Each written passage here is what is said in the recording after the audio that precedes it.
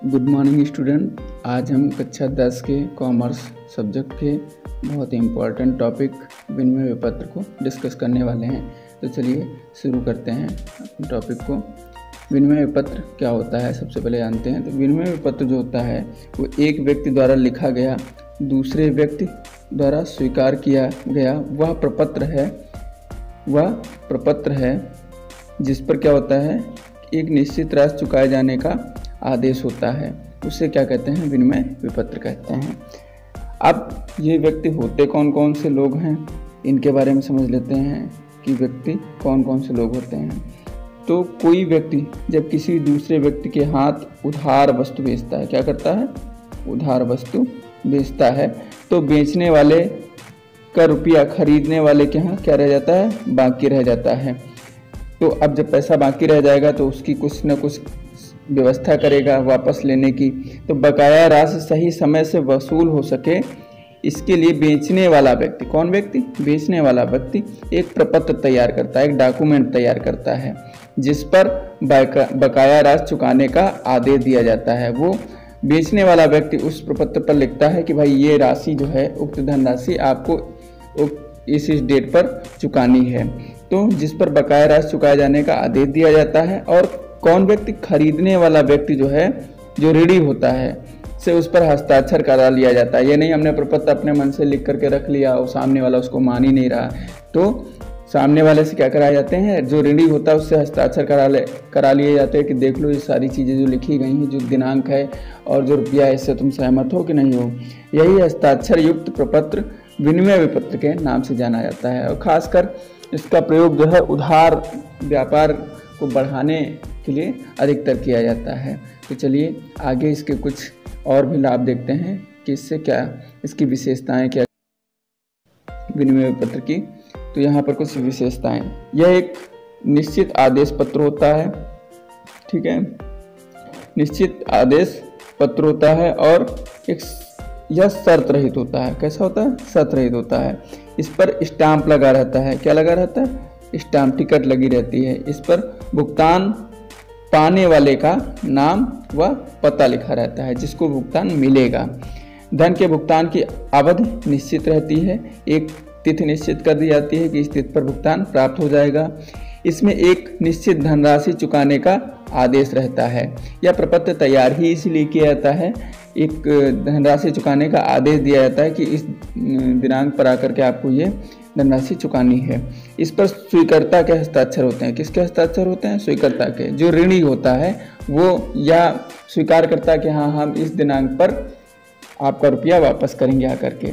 राशि या तो विपत्र के वाहक में जिसके पास वह विपत्र होगा या निर्दिष्ट व्यक्ति को देय होती है, या जिस व्यक्ति को जो है लेखक निर्देशित कर देता है कि जो विपत्र की राशि है उस व्यक्ति को दी जाए।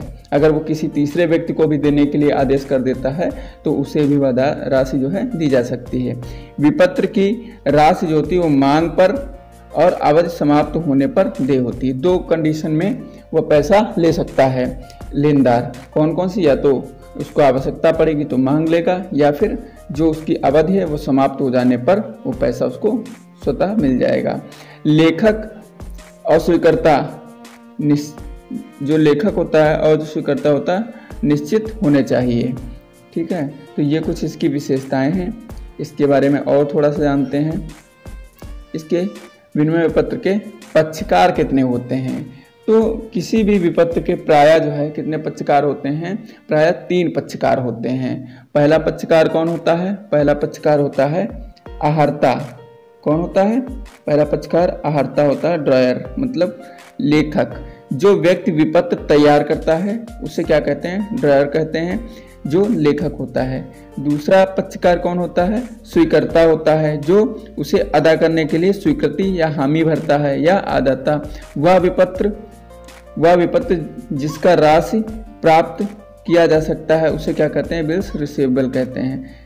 जो स्वीकर्ता होता है, जो ऋणी होता है, वह जो है स्वीकर्ता माना जाता है। और तीसरा व्यक्ति कौन होता है, वो होता है भुगतान पाने वाला। ठीक है, जरूरी नहीं कि जो विपत्र लिख रहा है उसी को भुगतान मिले। अगर उसने अपना विपत्र उठा करके किसी तीसरे व्यक्ति को निर्देशित कर दिया कि भाई तुम भुगतान ले लेना, तो ऐसी स्थिति में भुगतान पाने वाला व्यक्ति तीसरा व्यक्ति हो जाएगा। जबकि एक लेखक हो गया, दूसरा स्वीकार करने वाला ऋणी हो गया, मतलब एक ऋण देने वाला हो गया, एक ऋण पाने वाला हो गया। अब जब यह भुगतान करेगा तो हो सकता है कि ये जो लेखक था इसने किसी तीसरे व्यक्ति को अथराइज कर दिया हो कि भुगतान आप प्राप्त कर लीजिए। ठीक है, तो ऐसी कंडीशन में भुगतान पाने वाला व्यक्ति तीसरा भी व्यक्ति हो सकता है। तो विनिमय पत्र के प्राय 3 पक्षकार होते हैं, लेखक, स्वीकारकर्ता और भुगतान पाने वाला व्यक्ति। तो चलिए कुछ आगे और इसके बारे में महत्वपूर्ण चीज़ें जान लेते हैं। विनिमय पत्र के लाभ क्या होते हैं? तो विनिमय पत्र के लाभ, क्यों इसको यूज किया जाता है? तो यह एक वित्त के एक साधन के रूप में प्रयोग किया जाता है। किसके रूप में? वित्त के साधन। जब पैसा नहीं होता है फिर भी हम उधार व्यवसाय को उधार स्वरूप आगे बढ़ा सकते हैं, उधार माल बेच सकते हैं और उधार माल खरीद सकते हैं। तो ये एक वित्त के साधन के रूप में कार्य करता है। यह विक्रेता तथा क्रेता के बीच, किसके बीच? विक्रेता तथा क्रेता के बीच उधार माल क्रय विक्रय की सुविधा प्रदान करता है, जैसा कि मैंने अभी बताया आपको। यह ऋण के भुगतान की एक पद्धति के रूप में कार्य करता है। किसके रूप में? ऋण के भुगतान की एक पद्धति के रूप में कार्य करता है। फिर क्या करता है? यह कानून देय राशि को वसूल करने में, या कानूनन देय राशि को वसूल करने में सुविधा प्रदान करता है। ऐसा नहीं कि अगर स्वीकारकर्ता जो है मुकर जाए कि हम पेमेंट नहीं देंगे तो उसका पेमेंट नहीं मिलेगा, तो उसे कोर्ट के द्वारा या कानून प्रक्रिया के द्वारा उसे भुगतान करना ही होगा किसी भी कीमत पर। यह एक बेचान साध्य प्रलेख है। बेचान से मतलब होता है कि किसी, अगर वह विनिमय पत्र किसी तीसरे व्यक्ति को दे दिया जाए तो वह भी उसका भुगतान उससे जो है प्राप्त कर सकता है। किससे? जो ऋणी है। ठीक है, तो ये बेचान साध्य मतलब कि इसको जो है किसी दूसरे को भी हस्तांतरित किया जा सकता है। यह ऋण की एक लिखित स्वीकृति है। क्या है? ऋण की एक लिखित स्वीकृति है। यह एक वैधानिक प्रलेख है। कैसा प्रलेख है? वैधानिक प्रलेख है। विदेशी व्यापार में एक देश से दूसरे देश में मुद्रा भेजने का यह एक सुविधाजनक साधन है। तो आपने देखा कि ये बहुत सारे काम हैं जो विनिमय पत्र के द्वारा किए जा सकते हैं। चलिए आगे बढ़ते हैं और देखते हैं कि विनिमय पत्र से और क्या क्या चीज़ें जुड़ी हुई हैं। तो यहाँ पर आप देख रहे हैं कि विनिमय पत्र से संबंधित कुछ आवश्यक बातें। तो सबसे पहली आवश्यक बात है भुगतान की तिथि। क्या है? भुगतान की तिथि। तो भुगतान के लिए निर्धारित किए गए तिथि को ड्यू डेट कहा जाता है। क्या कहा जाता है? ड्यू डेट कहा जाता है। जिस तिथि को भुगतान ऋणी को करना होता है और जिसने दिया है उसे प्राप्त करना होता है, उस डेट को ही क्या कहते हैं? ड्यू डेट कहते हैं। दूसरे शब्दों में जिस तिथि को विपत्र का भुगतान किया जाता है उसे ड्यू डेट कहते हैं। या ड्यू डेट को डेट ऑफ मैच्योरिटी मतलब परिपक्वता की तिथि भी कहते हैं, या तिथि भी कहा जाता है। दूसरा होता है डेज ऑफ ग्रेस, अनुग्रह दिवस। अनुग्रह दिवस दोस्तों बहुत ही इंपॉर्टेंट है, क्योंकि अनुग्रह दिवस किसे कहते हैं आप सभी को पता होना चाहिए। यह क्या होता है कि अवधि विपत्र में बिल के स्वीकारकर्ता को विपत्र के भुगतान के लिए 3 दिन अतिरिक्त का समय दिया जाता है। चलिए मैं आपको इसको शॉर्ट में बताता हूँ कि जिस डेट को हमें भुगतान करना होता है उस डेट से 3 दिन और हमको दिन प्रदान किए जाते हैं रियायत के तौर पर। तो वो जो ड्यू डेट थी उससे जो आगे के 3 दिन हमको रियायत के तौर पे दिए जाते हैं उन्हें ही हम क्या कहते हैं? अनुग्रह दिवस कहते हैं। देखिए यहाँ पर लिखा, यह रियायती दिन भी कहा जाता है। अब है ऑनर ऑफ बिल, मतलब विपत्र का सम्मान। यही समय, सही समय पर विपत्र का भुगतान कर दिया जाए तो उसे विपत्र का सम्मान कहा जाता है। ठीक है, अगर सही समय पर भुगतान मिल जाता है तो वो विपत्र का सम्मान कहलाता है। फिर है डिसऑनर ऑफ बिल, मतलब विपत्र का अपमान, या इसे कहते हैं विपत्र का अनादरण, विनिमय विपत्र का अनादरण।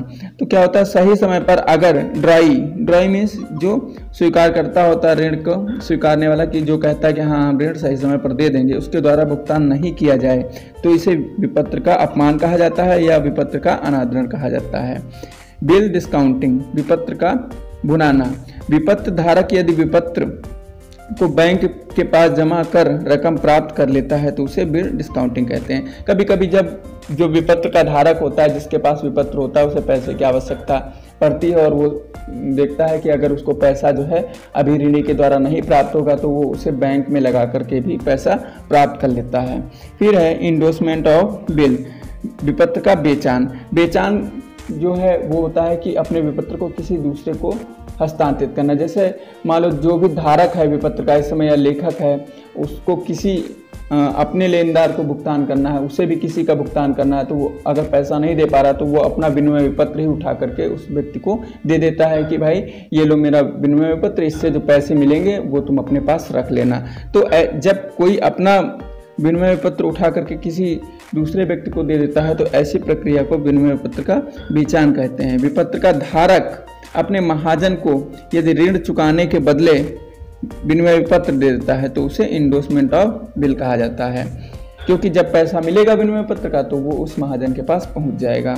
अब जिसे पैसे देने थे उसके पास पैसे नहीं थे तो उसने अपना एक विनिमय पत्र उठा करके दे दिया, तो ऐसी प्रक्रिया को क्या कहते हैं, विनिमय पत्र का बेचान कहते हैं। अब है इंडोसी पृष्ठांकित, जिस महाजन को विपत्र दिया जाता है उस महाजन को इंडोसी कहा जाता है। ठीक है, जिसको भी हमने वो हस्तांतरित किया है वही क्या कहलाता है, पृष्ठांकित व्यक्ति कहलाता है। तो ये बहुत ही कुछ महत्वपूर्ण तथ्य थे विनिमय पत्र से रिलेटेड जो हमने आपसे डिस्कस किए। आई होप आपको समझ में आएंगे। चलिए मिलते हैं आप